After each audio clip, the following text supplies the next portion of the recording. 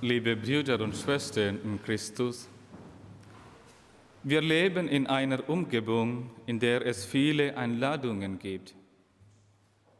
Die Welt der Unterhaltung lädt uns oft ein, einzutauchen und Gefallen zu finden an ihrem Glanz und ihrer Anziehungskraft. Die Welt des Sports lädt uns immer wieder ein, die Aufregung und den Nervenkitzel verschiedener Sportarten und Spiele zu erleben. Die Welt der Korruption lädt uns oft ein, in die Falle der Unehrlichkeit und des Betrugs zu tappen. Die Welt der Sünde lädt uns oft ein, ihrer Macht zu erliegen und die Kontrolle über uns selbst zu verlieren. Überall sind Einladungen. Auch das heutige Evangelium spricht von einer Einladung, die Einladung zu einem Hochzeitsmahl bei einem König.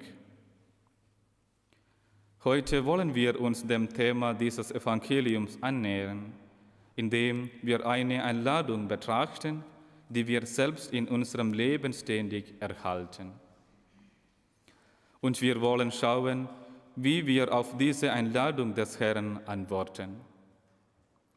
Diese Einladung ist die Einladung zur Heiligen Eucharistie, dem größten Hochzeitsmahl überhaupt.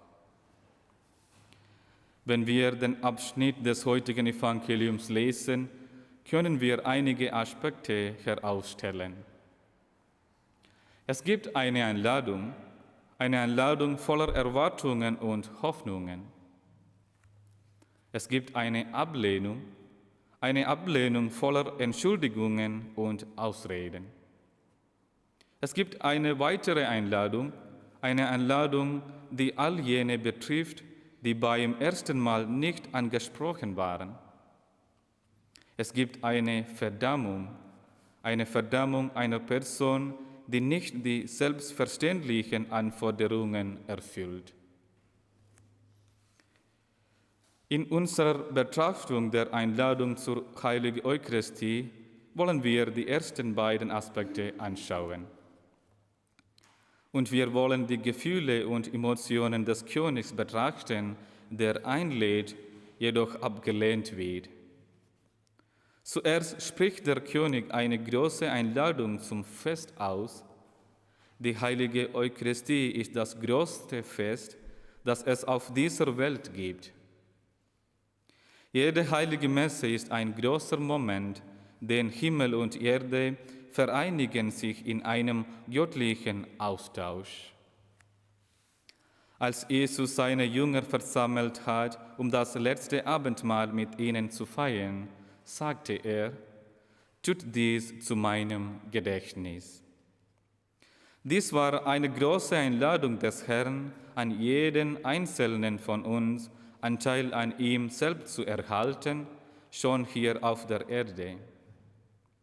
Im Evangelium hat der König voller Freude Einladungen verschickt. Für ihn ist es ein großes Glück und wahre Freude, die Leute zur Hochzeit seines Sohnes einzuladen. Er ist aufgeregt, er ist voller Freude, er ist voller Hoffnung. Er erlebt ein Gefühl der Hochstimmung. Genauso geht es Gott bei jeder heiligen Messe. Er wünscht sich, dass jeder, der an der Eucharistiefeier teilnimmt, tiefe Liebe, Frieden und Gelassenheit erleben darf. Er freut sich, denn jeder, der an der Eucharistiefeier teilnimmt, kann dadurch Heiligung erfahren.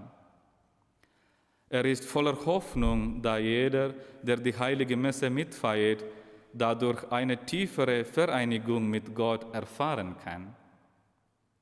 Er erlebt ein Gefühl der Hochstimmung, da alle Mitfeiernden gestärkt werden, um allen Bösen in der Welt besser zu widerstehen. Nun sollten wir uns selbst fragen: Streben wir danach, die Freude des Königs zu teilen, der uns einlädt, am großen Hochzeitsmahl der Eucharistie teilzunehmen? Nun gibt es eine Ablehnung derer, die zum Fest eingeladen sind. Im Evangelium lehnen es die eingeladenen Gäste ab, zum Fest zu kommen. Einige ignorieren die Einladung einfach, andere haben verschiedene Ausreden. Sie sind zu beschäftigt damit, zu arbeiten oder Geschäfte zu machen. Manche gehen sogar so weit, die Überbringer der Einladung zu töten.